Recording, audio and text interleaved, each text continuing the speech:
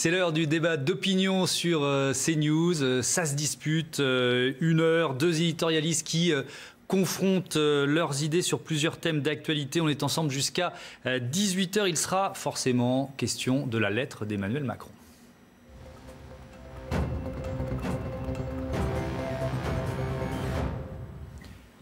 Deux éditorialistes ou alors un éditorialiste et un politique. C'est justement le duo du soir sur CNews. Manon Aubry, bonsoir. Bonsoir. Bienvenue, vous êtes tête de liste La France Insoumise aux élections européennes. Alexandre Devecchio, bonsoir. Bonsoir. Bienvenue, vous êtes journaliste en charge des pages débat et opinion du Figaro Vox. Alors, comme toujours, dans Ça se dispute, on va chapitrer un peu nos débats. Le thème central, c'est la lettre qui lance le grand débat national voulu par le président de la République dans le cadre de ce mouvement des Gilets jaunes. Et on va traiter 3 thématiques principales. J'espère qu'on aura le temps. On va parler d'abord du rôle des maires. Certains refusent d'y participer. On va parler du thème de la ruralité. Le président de la République a reçu les représentants des maires ruraux tout à l'heure. Et puis, on ouvrira aussi une thématique peut-être un peu plus communication avec ce choix d'une lettre qui est assez rare finalement dans l'histoire de la Ve République. Alors, pour lancer la première thématique sur le rôle des maires, je vous propose d'entendre ce qu'en dit Hervé Féron, c'est le maire socialiste de Tomblaine, on est en Meurthe-et-Moselle. Moi, j'ai essayé de me positionner en tant que maire, c'est-à-dire élu de proximité et témoin au quotidien de la difficulté, les difficultés que vivent les Français. Il confie l'organisation du grand débat aux maires, c'est-à-dire il les utilise comme des pompiers de service, alors que les maires sont plutôt maltraités, y compris par ce président-là, depuis très longtemps. Bon, il n'est pas content, il en veut à Emmanuel Macron, il lui dit qu'il utilise les maires en quelque sorte comme les pompiers de service alors qu'ils sont déjà maltraités. Des maires de différentes opinions qui refusent de participer à un grand débat national. Est-ce que c'est une démission républicaine? Je commence avec vous. Je pense que pour ces maires-là, c'est aussi regarder la réalité en face. C'est eux qui sont confrontés au quotidien, aux revendications et aux difficultés de leurs concitoyens. Je pense que le rôle des maires, c'est aussi de faire descendre Emmanuel Macron de sa tour d'ivoire et de le ramener à la réalité à laquelle est confronté nombreux de Français. Et je comprends le malaise vécu par ces maires-là qui font office, en quelque sorte, de bouc émissaire dans cette histoire et dans ce grand débat national, puisque les maires, de manière très concrète, vont être confrontés aux attentes des citoyens qui vont s'exprimer dans le cadre de ce grand débat national, sans pour autant pouvoir donner une réponse politique. Donc ils vont donner un espoir sans apporter la réponse. Et donc, malheureusement, la crainte que j'ai, et qui est exprimée par un certain nombre de maires aujourd'hui, est véritablement qu'ils servent de bouc émissaire. Bouc émissaire, Alexandre Devecchio. Disons que je peux comprendre la réaction des maires, parce que peut-être que si Emmanuel Macron les avait écoutés, les remontées du terrain, peut-être qu'on n'en serait pas là et qu'il n'y aurait peut-être même pas besoin d'un grand débat, parce que eux connaissent leurs concitoyens, connaissent les problématiques et les difficultés auxquelles ils sont confrontés. Donc c'est une réaction qu'on peut comprendre, et qu'on peut comprendre à double titre, je dirais, parce qu'il y a une forte possibilité dans un climat de colère que ces débats se déroulent mal et tournent à la foire d'Empoigne, au grand défouloir. Il n'y a pas un peu de lâcheté? Il y a pas un peu de lâcheté? Et donc, est-ce que c'est aux maires qui ont déjà des problèmes au quotidien de régler cela? C'est pas sûr. Je pense pas que c'est de la lâcheté. Je pense que pour être maire d'une petite ville, être confronté à ses concitoyens tous les jours, on n'est pas lâche. Au contraire, parce qu'on est sur le terrain, qu'on répond à leurs problématiques directement. Donc, on n'est pas enfermé dans une tour d'ivoire. Donc, je pense qu'on peut pas les accuser de lâcheté. Je crois qu'ils manifestent une forme de ras-le-bol. Pas forcément des boucs émissaires, mais ils se disent sans doute que Emmanuel Macron s'est fourré tout seul dans ce pétrin-là et que maintenant c'est à lui-même de s'en sortir. Manon Aubry, donner la parole au peuple, ça devrait vous plaire à la France Insoumise. Donc pourquoi vous réagissez comme ça? J'avoue que j'ai du mal à comprendre. Alors je vais vous l'expliquer très simplement. Nous sommes en faveur d'un débat démocratique. Ça s'appelle le grand débat national. Quand les questions et les réponses ne sont pas données à l'avance. Et donc, regardons là de nouveau cette lettre de très près. quand, dans cette lettre sur le pilier impôts, le président de la République, Emmanuel Macron, ne pose que la question de la baisse des impôts. À aucun moment est évoquée la question de la hausse des impôts des plus riches, par exemple. Pour autant, c'est une des revendications principales des Gilets jaunes, qui est le rétablissement de l'ISF. Je peux continuer la liste sur la question des services publics et poser la question de la suppression de certains services publics, sur la question de l'écologie et poser la question, je rappelle, Emmanuel Macron dit dans cette lettre « Je me suis engagé à respecter un certain nombre d'accords ».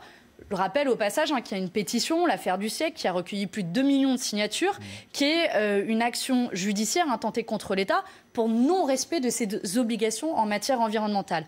Bref, je pourrais continuer longuement la liste. Sur les institutions, c'est la même chose. Les aspirations populaires qui questionnent aujourd'hui le régime de monarchie présidentielle que l'on a ne sont pas abordées dans cette lettre.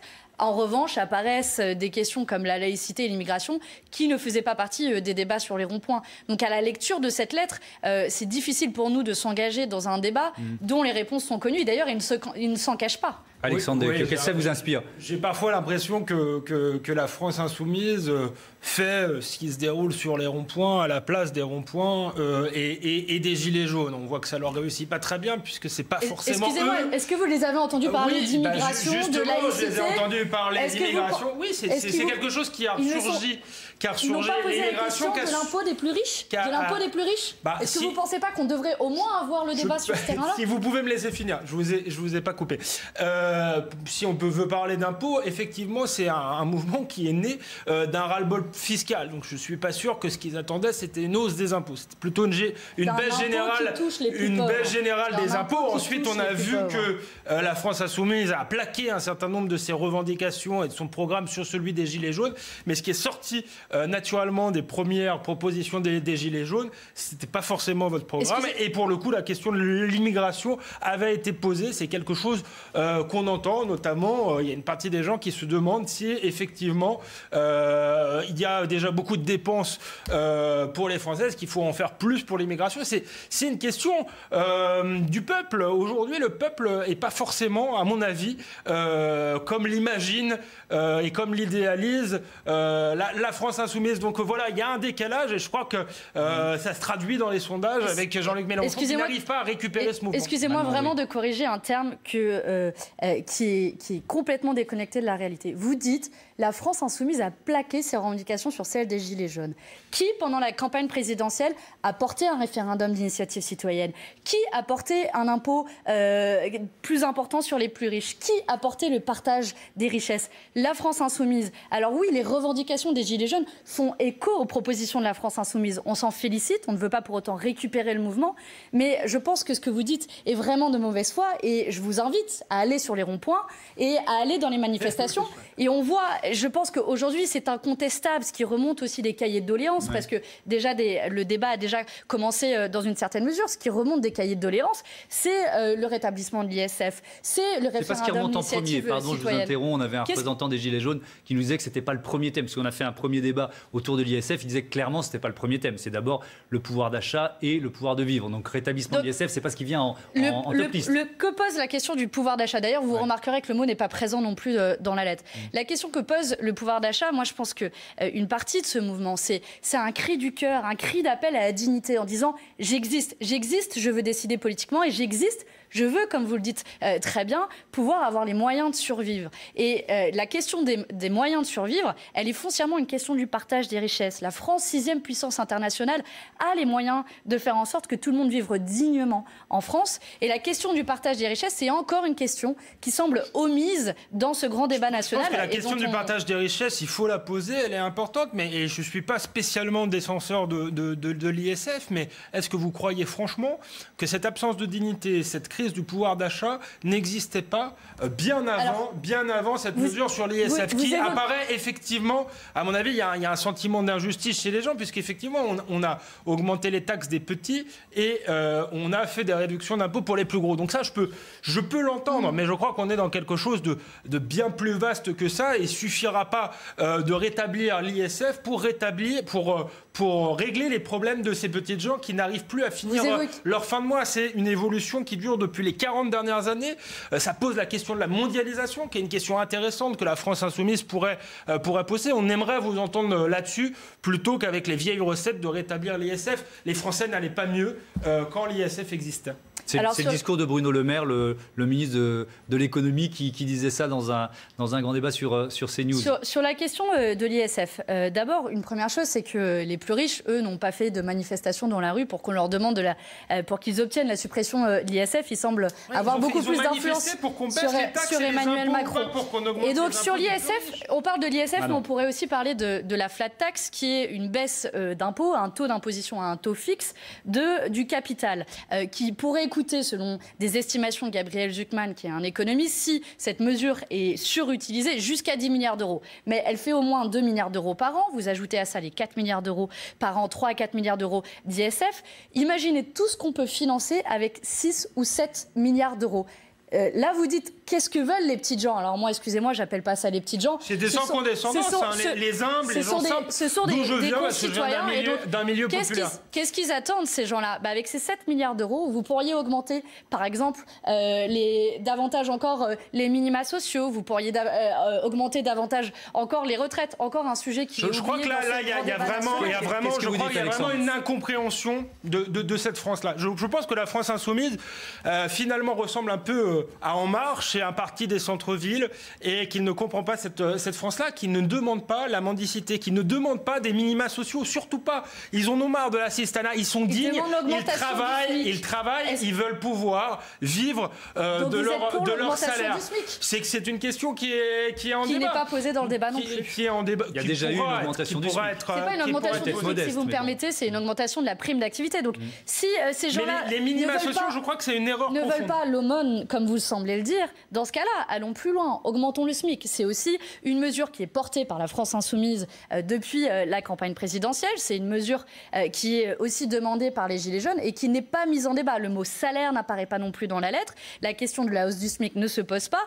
Pour autant, c'est une revendication principale que nous soutenons à la France insoumise. Je pense qu'en effet, il est temps d'avoir un débat sur ce sujet. Je suis d'accord avec vous. L'ensemble de ces personnes-là demandent à être dignes. Et la dignité ne se fait pas qu'avec des prestations sociales. Mais pensez que ces gens-là, notamment les 10% de chômeurs dans le pays, ne sont pas des gens qui demandent à travailler parce qu'ils auraient des prestations sociales. Ce serait une vision. Je ne dis pas que vous l'avez, mais mais c'est pour ça que je précise. Je pense que ce serait une vision condescendante. Et le fait est que ces gens-là qui galèrent au quotidien avec leurs minima sociaux, faire sortir les gens de la misère, ça passerait aussi par là. Voilà, je pense qu'on a brossé un certain nombre de sujets qui ne sont pas évacués dans le débat. Finalement, on est en train d'avoir un débat qui est très intéressant, mais qui n'est pas celui qui se passera dans le cadre de ce débat. Encore une fois, la question du chômage est très importante. Et que beaucoup de maires veulent pas abriter dans leurs locaux quand même, parce que c'était le thème initial. Pardon, mais je reviens au thème initial. C'est quand même un peu dommage, quoi. Ne me retirez pas cette idée de la tête. C'est toujours bien de débattre, mais le problème, c'est que l'émetteur aujourd'hui est totalement discrédité. C'est ça la vraie question, c'est que Emmanuel Macron n'a plus la main. Il y a un soupçon d'insincérité, voire d'enfumage, avec un calendrier qui est à la fois très long, parce que vu la colère du pays, aller faire des débats jusqu'en mars, ça peut mal se passer, et très court parce qu'il y a les élections européennes dans la foulée. Donc on peut avoir le sentiment qu'il essaie de gagner du temps avec ce débat. Et effectivement, je crois qu'il y a quand même un certain nombre de choses qui sont remontées du terrain. Par exemple, je suis favorable, moi, au référendum d'initiative populaire. Là, c'était un moyen très simple de faire émerger des grandes questions sans avoir recours à un débat encadré de manière un peu condescendante, comme si les gens étaient des enfants. Vous dites, Alexandre, que le Premier ministre cherche effectivement, c'est un peu l'impression qu'on a, à reprendre la main par ses différentes actions. Demain, c'est sur le terrain, c'est dans l'heure qu'il va tenter de reprendre la main à Bourtrould. Et le député La République En Marche de l'Eure, alors lui, il est optimiste sur ce voyage. Dans une très très grande majorité, les gens sont satisfaits que leur commune soit reconnue et puis posée un peu en lumière alors que ce grand débat se lance. Vous aurez toujours des grincheux qui vous diront que c'est inutile, dangereux et qu'il ne fallait pas accepter cela. Maintenant, vous savez, demain c'est une journée, c'est le début du grand débat. Celui-ci va durer plusieurs semaines et puis après celui-ci, un travail de synthèse sera opéré. Nous aurons beaucoup de travail encore à réaliser. Et je crois qu'il faut surtout prendre demain le fait que le débat commence, peu importe le lieu, si je puis me permettre. Il paraît que j'ai eu un lapsus intéressant puisque j'ai déclaré qu'Emmanuel Macron était Premier ministre. Je crois qu'il est toujours président de la République jusqu'à preuve du contraire. J'ai pas vu tomber d'urgence, donc il est bien président de la République. Bon, ça lance le thème de la ruralité parce qu'on a tous remarqué, alors vous avez fait la liste des mots qui manquaient. La porte-parole du Parti Socialiste qui était sur notre plateau tout à l'heure disait que le mot femme n'était pas non plus présent dans cette lettre, mais le mot rural, ruralité n'y était pas. Et pourtant, on a vraiment ce sentiment de deux France qui se regarde un peu en chien de faïence et d'une France rurale qui se sent délaissée depuis longtemps et qui a pris la parole à travers ce mouvement des Gilets jaunes. Qu'est-ce que vous attendez de cette visite d'Emmanuel Macron demain sur le terrain? Est-ce que vous êtes aussi optimiste que le député de l'Eure? Alors moi, ce que j'en attends, si le président de la République était celui de la justice sociale, qu'il arrive dans l'heure, je vous fais une petite fiction, qu'il arrive dans l'heure, qu'il dise qu'il va investir, le gouvernement et lui vont investir massivement dans les transports publics, notamment toutes les petites gares qui ont été fermées vont être réouvertes, que les services publics vont être maintenus dans les zones rurales, qu'il ne va pas y avoir d'autres manières de faire re-rentrer par une porte la taxe carbone. Voilà des choses que je pourrais attendre de la part du gouvernement et du président de la République. Je crois que malheureusement, ça c'est de l'ordre de la fiction, puisque la tendance qui est amorcée aujourd'hui, notamment vis-à-vis de ces zones rurales, c'est bien une coupe très forte et très nette des services publics que l'on déplore et la trajectoire prise par le gouvernement ne semble pas être inversée. On serait le premier à se féliciter si ce n'était pas le cas, mais ça ne semble pas être la trajectoire prise, malheureusement. Alexandre Devecchio, la question du périmètre des services publics, elle est posée dans la lettre d'Emmanuel Macron. Ça peut être l'un des thèmes du grand débat national. Est-ce qu'on doit garder des services publics partout? Est-ce que c'est encore possible aujourd'hui en France? Moi, je crois que c'est encore possible. Le problème, c'est qu'il y a un mot, en fait. Moi, à mon avis, le mot qui manque dans cette lettre, c'est le mot Europe. La question de ces territoires, si aujourd'hui ils sont paupérisés, c'est en grande partie à cause des délocalisations, des usines qui ferment, des réglementations, des normes imposées aux agriculteurs, des réformes imposées par l'Europe. On parlait des chemins de fer, la libéralisation des chemins de fer est aussi imposée par l'Europe. Tout ça sur fond de règles des 3% qui imposent au gouvernement de réduire les déficits. Donc la question, elle est là. C'est une équation très difficile. Et c'est pas, en fait, Emmanuel Macron n'est pas le seul à y être confondé. C'est comment on fait dans un pays qui a besoin de relance, qui a certes besoin d'un État régalien fort, de services publics, d'équilibre entre les territoires. Comment on fait tout en réduisant le déficit public? Je pense qu'il faut revoir le logiciel. On ne peut pas rester dans ce logiciel européen-là. Et pour l'instant, il n'y a aucun homme politique, en France en tout cas, qui est capable de défier Angela Merkel sur ce point et de proposer autre chose. Vous voyez, je ne pensais pas qu'on aurait tant de points d'accord. Et là-dessus, et en plus en tant que tête de liste pour la France insoumise aux élections européennes, je vous rejoins complètement. Je pense qu'un certain nombre de débats sont en effet à poser dans le cadre européen et qu'aujourd'hui, les questions qui sont posées par le mouvement des Gilets jaunes, à commencer par les services publics, comme vous le disiez, c'est une question foncièrement européenne parce que la libéralisation des transports et notamment de la SNCF, c'est en effet une directive européenne. Et donc, c'est la responsabilité aujourd'hui prise par le gouvernement d'appliquer cette directive. Et c'est pour ça que nous, sur certaines règles qui nous paraissent injustes comme celle-là, nous sommes en faveur d'une désobéissance parce que nous voulons préserver les services publics. Mais et ce sont ces services publics qu'on mettra au cœur aussi de la campagne. Je vous interromps. Est-ce que c'est réaliste? Est-ce qu'il ne faut pas choisir entre certains niveaux du millefeuille administratif? Est-ce qu'on peut garder autant de collectivités locales justement pour pouvoir continuer de donner des services publics efficaces, même dans les zones rurales? Est-ce qu'on peut tout garder? Vous savez, il y a une bonne question qui est posée dans la lettre et qui revient, je crois, d'ailleurs plusieurs fois. C'est la question comment financer. Et sur le comment financer, c'est là où... Vous allez dire plus d'impôts? Alors, on va dire plus d'impôts pour les plus riches. Il y a un autre terme, je vous fais une longue liste à l'après-vert qui n'apparaît pas dans cette lettre. C'est la question de la lutte contre l'évasion fiscale, qui est une somme énorme. On estime, même si c'est toujours compliqué d'estimer ces sommes-là, de 60 à 80 milliards d'euros par an perdu par l'État français parce que des grandes multinationales ou les plus riches ne payent pas leur juste part d'impôts. Et aujourd'hui, moi-même, pour avoir travaillé pendant longtemps à Oxfam, une grande ONG internationale sur les questions de lutte contre l'évasion fiscale, je peux vous faire une longue liste de mesures pour vous prouver que le compte n'y est pas en matière de lutte contre l'évasion fiscale et du manque de volonté en pratique de la part du gouvernement. Et c'est de l'argent qu'on pourrait y récupérer concrètement pour financer ces services publics et répondre à votre question aussi. Ouais. Alexandre Devecchio, est-ce que finalement les idées, les mesures proposées par la France insoumise, elles ne sont pas totalement datées? Je ne fais pas les questions et les réponses, mais est-ce qu'il ne faut pas remplacer certains services publics par des organismes privés? Après tout, pourquoi pas? Est-ce que ça doit être là aussi un totem? J'employais le mot tout à l'heure. Non, je pense qu'il ne faut pas de totem. Et d'ailleurs, moi, je suis plutôt contre la fermeture des petites lignes. Je l'avais dit au moment du débat sur la SNCF, mais j'ai trouvé les syndicats, et c'est pour ça aussi qu'ils sont totalement dépassés. Ce qui est amusant avec le mouvement des Gilets jaunes, c'est qu'ils se sont passés des partis politiques, mais ils se sont aussi passés des syndicats. Les syndicats étaient arc-boutés sur la Castellon du statut des fonctionnaires. Donc ce qui aurait pu être une forme de lutte pour le bien commun, c'est-à-dire la préservation des petites lignes, est devenu une lutte pour ce qui était perçu comme un privilège. Ce n'est pas un énorme privilège, mais perçu pour un acquis qui concernait que les cheminots.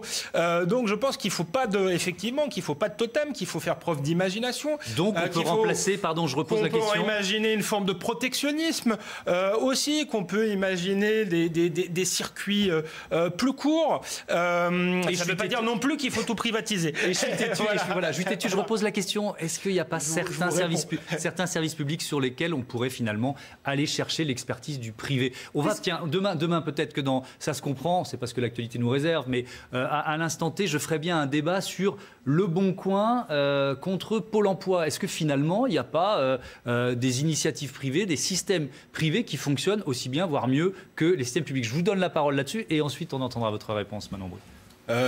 Sans doute. Alors pour ce qui est des gares, je suis pas sûr, mais sans doute et qu'effectivement, en tout cas, il devrait y avoir moins de bureaucratie dans les services publics. Il y a aussi la question qui est peu abordée dans le débat et qu'on a vu ressurgir avec le cas Chantal Joanneau. Il y a quand même la question de la haute fonction publique aussi, parce qu'on parle souvent de la petite fonction publique, mais je crois que les réformes dans la petite fonction publique passeraient beaucoup mieux si les hauts fonctionnaires commençaient par se réformer eux-mêmes. Il y a beaucoup d'argent qui est dépensé dans des communautés théodules. Peut-être que ça ne suffira pas, il ne faut pas être démagogique, mais si on commençait par là, on enverrait un signal fort. Alors, ensuite, là, je ne réponds pas à votre question, mais un mot sur les gares, c'est important, mais est-ce que quand on ferme des gares, est-ce qu'il fallait ajouter comme punition les 80 km/h? Je ne suis pas sûr. Là, c'est un manque de psychologie et de connaissance totale des territoires pour le gouvernement. Bon, est-ce que vous allez répondre à ma question sur le privé pour remplacer les services publics? Et d'ailleurs, je suis surprise de l'orientation de votre question. Vous semblez défendre la privatisation des services publics. Je pense que j'essaye de ne pas avoir de tabou. Vous voyez ce que je veux dire dans mes questions. Mais vous avez quand même dans votre question défendu est-ce que ce ne serait pas plus efficace? Parlons de manière concrète. Qu'est-ce qui se passe quand on privatise un service public? Ça veut dire que quand un hôpital est privé, quand une gare est privée, c'est la logique de rentabilité qui prime. Quand la logique de rentabilité qui prime, concrètement, on privilégie les opérations qui ramènent le plus d'argent. Et avoir un hôpital dans une zone rurale, avoir une gare dans une zone rurale, disons-le, c'est moins rentable. Et donc, c'est là où on perd la notion de service public, à savoir de délivrer un service universel pour l'ensemble de la population, sans condition de ressources. Donc concrètement, quand on privatise, fait référence dans sa lettre d'ailleurs. Concrètement, quand on privatise un service, il se passe deux choses. C'est moins de services dans les zones rurales ou notamment, premièrement. Deuxièmement, c'est des services à des coûts plus élevés. Que ce soit quand on privatise la santé, vous allez en clinique, vous n'avez pas forcément une bonne mutuelle, vous payez. C'est pareil, vous prenez un taxi ou vous prenez un bus plus cher que le train, puis le train augmente. Et donc concrètement, c'est qu'on touche au portefeuille des plus vulnérables. Donc là, je pense qu'il faut être très clair des conséquences de la privatisation des services publics.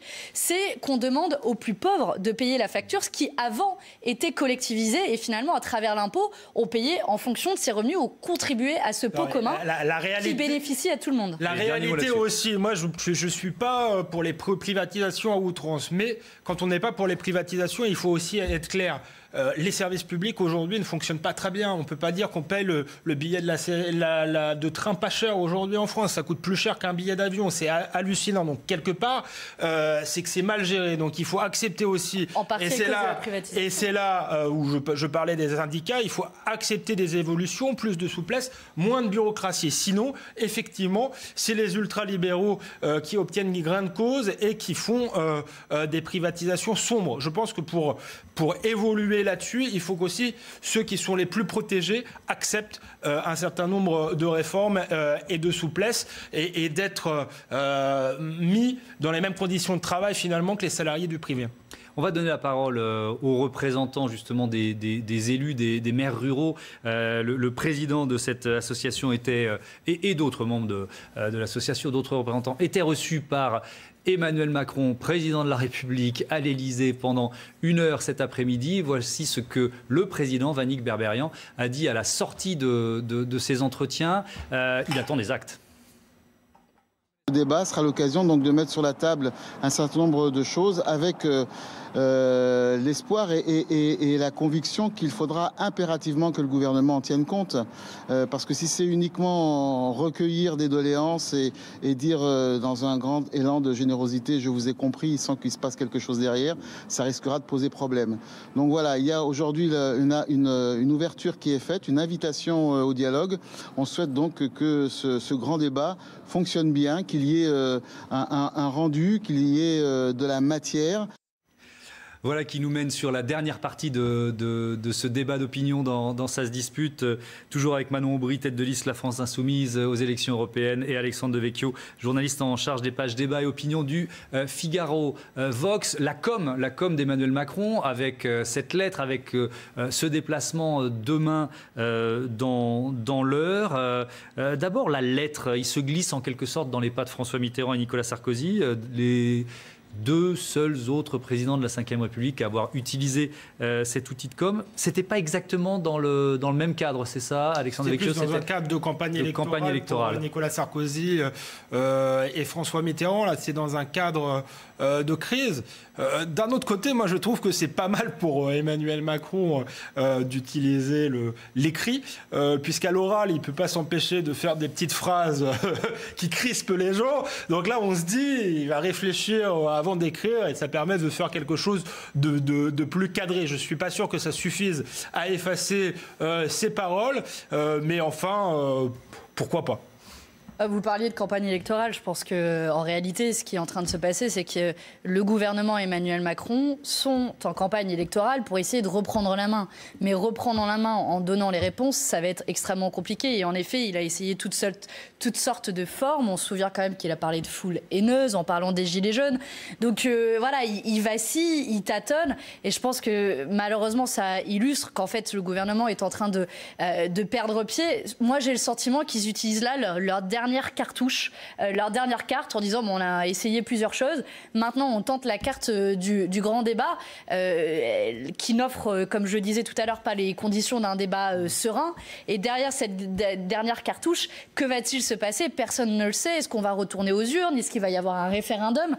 C'est difficile à voir quelle va être l'issue de ce que j'appellerais pas une crise, plutôt un mouvement populaire et des aspirations qui s'expriment. Là, je voudrais faire de la politique fiction pour savoir ce qui va se passer. Moi, j'ai plutôt le sentiment, du coup, d'un gouvernement aux abois qui tente d'abattre sa dernière carte. Peut-on échapper, et c'est pas négatif dans ce que je dis, cherchez pas à me faire dire des choses, peut-on échapper justement à un retour vers le vote, vers les urnes, sous une forme ou sous une autre? Déjà, il va y avoir un vote dans pas si longtemps que ça, c'est les élections européennes. Ouais. Je pense que ça va être un Big Bang politique spectaculaire où les enjeux là seront vraiment posés. Parce que je pense que ça se pose à cette échelle-là. On vit, c'est la queue de comète de la crise de la mondialisation qu'on est en train de vivre. Voilà, ce que refusent les Gilets jaunes, c'est ce modèle mondialisé qui finalement les a appauvris et les a précarisés depuis une quarantaine d'années. Donc je pense pense qu'on aura ce grand débat à l'occasion des européennes. Le problème d'Emmanuel Macron, c'est que la situation est tellement tendue qu'il pourrait y avoir un retour aux urnes avant. On pense évidemment à une dissolution ou à un référendum. Et là, on aurait pour le coup un vrai débat avec des oppositions, etc.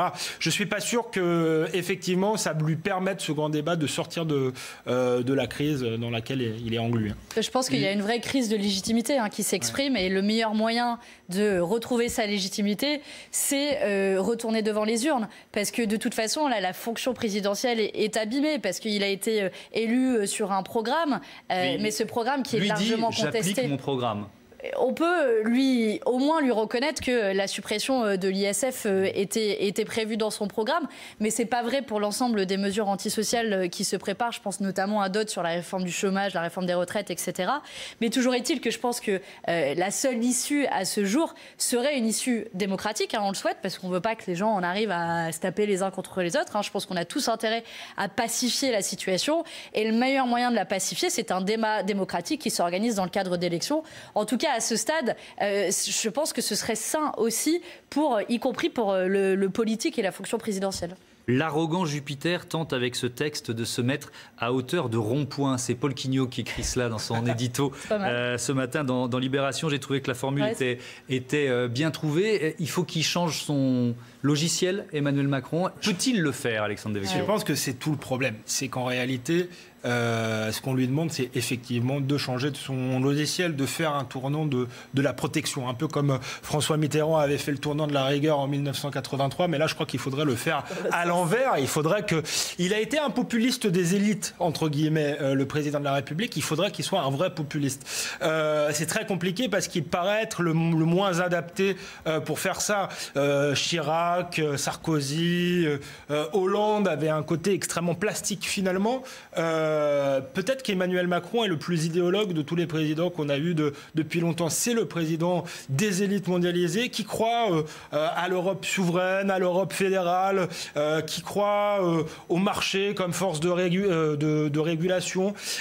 Et donc on voit bien qu'il est arc-bouté sur son programme. D'ailleurs, il le dit dans la lettre qu'il a engagé un certain nombre de réformes, qu'il n'y reviendra pas. Donc je crois qu'il a vraiment un ethos personnel qui fait que c'est très difficile pour lui d'opérer un virage à 180 degrés, et pourtant ce serait la seule solution pour sauver son mandat, et il pourrait y arriver dans la mesure où il y a une crise de la représentativité terrible qui ne le touche pas que lui. Je crois que la crise de la légitimité, et c'est là où la France insoumise se trompe, elle touche tous les partis, tous les syndicats, tous les corps intermédiaires, et pas seulement le président de la République. Vous savez, je ne vais pas complètement être en opposition avec vous. Je pense qu'il y a une crise du politique aujourd'hui, et que il y a un certain nombre d'acteurs politiques, et à commencer par le gouvernement, ont abîmé la fonction politique. Et quand on voit la dernière enquête du Cevipof avec un rejet massif du politique, ça interpelle. Moi, d'autant plus parce que je découvre le monde politique à l'occasion de ces élections européennes. Donc, j'arrive en tant que citoyenne qui n'a jamais vu le monde politique de l'intérieur et se confronte à cette violence-là. Et je pense que redonner de la légitimité aux politiques, refaire croire en la politique, c'est aussi défendre un projet social et un projet humaniste, et le défendre avec humilité. Et c'est aussi ça dont manque le gouvernement et dont manque Emmanuel Macron. Moi, je souhaiterais le voir parler avec ses tripes et comprendre ce qui se passe en profondeur dans le pays. Et c'est ce qui manque terriblement à ce président aussi. Ouais, Emmanuel Macron, qui est un tout jeune président, on en a parlé comme d'un point positif, comme d'un atout. Peut-être que c'est aussi un handicap. Dans les pas de quel président peut-il se mettre? C'est ce qu'on va évoquer maintenant pour conclure. Ça se dispute avec un reportage, un sujet signé Romain Novicki. Cette lettre, on l'a dit, pour Emmanuel Macron, c'est une façon de s'inscrire dans une cohérence, ou en tout cas dans une filiation avec d'autres présidents. François Mitterrand en avril 1988, Nicolas Sarkozy en avril 2012, une lettre aux Français, un résultat différent. 1988, 2 semaines et demie avant le premier tour de l'élection présidentielle, le président socialiste publie sa lettre dans plusieurs journaux nationaux et régionaux. Un encart électoral sous forme de programme, Europe, questions sociales, politiques, culturelles, 7 chapitres pour les 7 ans à venir. Un pari réussi, François Mitterrand est réélu. Une lettre comme enjeu électoral pour Nicolas Sarkozy aussi. En avril 2012, la missive de 34 pages est diffusée par mail et imprimée à 6 millions d'exemplaires. Élus et militants sont chargés de la distribution de ce programme. Insuffisant pour l'emporter. Avec 48,4% des voix, il s'incline au second tour face à François Hollande. Pour Emmanuel Macron, pas d'enjeu électoral personnel, mais avec le grand débat national, cette lettre revêt une double vocation. D'une part, dire comment ce débat va s'organiser et surtout crédibiliser une démarche en donnant aux Français le sentiment qu'il peut en sortir quelque chose de positif. Une lettre pour renouer le dialogue et trouver une issue au mouvement des Gilets jaunes. Un mot de conclusion à chacun, mais vraiment rapide, sinon je vais devoir vous couper la parole. S'il doit s'inspirer d'un des présidents de la 5e, d'un de ses prédécesseurs, je pense qu'il y en a deux, c'est François Mitterrand ou le général de Gaulle, parce que c'est deux présidents qui ont trahi les leurs. Je crois qu'Emmanuel Macron a été élu avec la France qui va bien. Il a été élu pour faire le programme des élites mondialisées. Il faut qu'il assume la rupture et qu'il devienne le président de tous les Français. Merci. Manon Aubry, même question. Je crois que malheureusement, Emmanuel Macron, tant qu'il ne sera pas redescendu de sa tour d'ivoire et pas prêt à comprendre les aspirations populaires pour plus de justice sociale et fiscale, ne pourra pas devenir ce président de tous les Français. Et manifestement, cette lettre est un nouveau coup d'épée dans l'eau en la matière, puisque en décalage total avec ce qui se passe sur le terrain. Merci à tous les deux. Merci d'avoir participé à cette émission sur CNews. Et maintenant, ça va devenir un petit rituel à la fin de